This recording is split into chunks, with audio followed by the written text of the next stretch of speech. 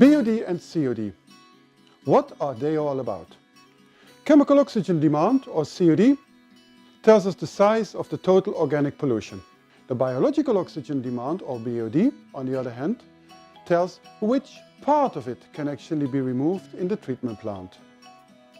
Now, is a low BOD value better than a high one? No, certainly not. A BOD value alone, whether it is high or low, tells us nothing. A BOD value only becomes relevant when we relate it to the total pollution of the COD. It is in this relation that we see how efficiently the treatment plant can handle the incoming pollution. And to find this relation, we simply divide the BOD by the COD. We call this the BOD to COD ratio, and it informs us how much of the food the bacteria in the biological treatment plant can actually digest.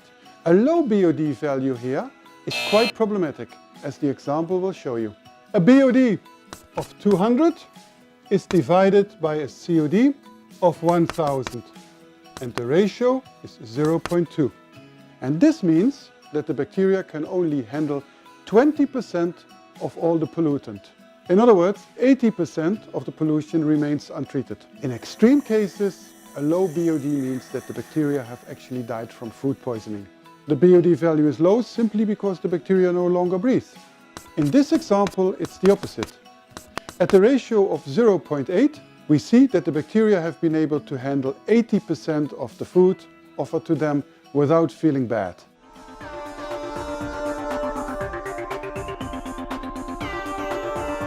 In this glass we find a lot of pollutant A.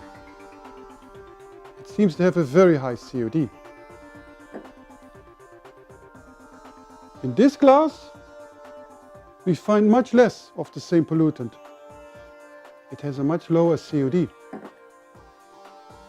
In this glass, that's a different pollutant altogether. Let's call it pollutant B. It seems rather concentrated, a very high COD too. This stuff is terribly sweet, and I can only take a very small sip of it. That's enough. That's the same stuff, but much less sweet. I think it's okay. A low COD and a high BOD. That's what I want.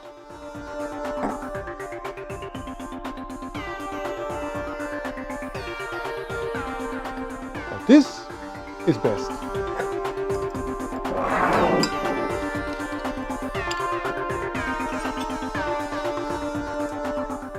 Cheers to clean water.